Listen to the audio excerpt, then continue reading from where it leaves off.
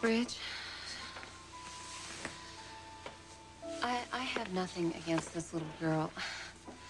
I'm sure that she's beautiful, and with you as her father, I know that she's going to grow up to be a lovely person, but...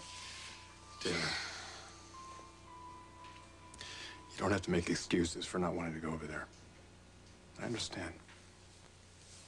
You do? I just thought it would help if maybe you spent a little time with her.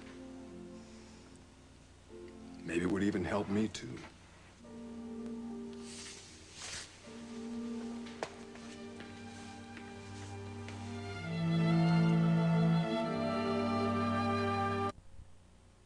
It would help you if I came to see the little girl. I don't want my daughter to be a problem for us. You mean a problem for you? I want to feel good about her.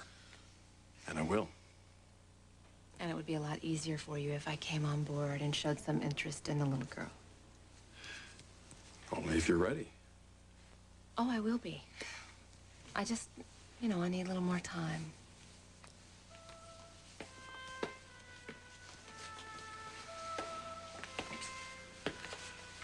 The reason I'm hurrying this along is because I hate seeing you this way. I want to help you get rid of your fears, and I want to do it as fast as I can. Hey, listen. You know what fear is. It's the unknown.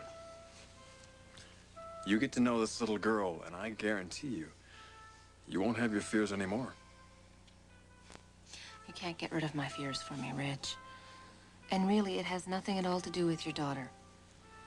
You know what the basis of my fear is. And no amount of time that I could ever spend with that little girl could change that.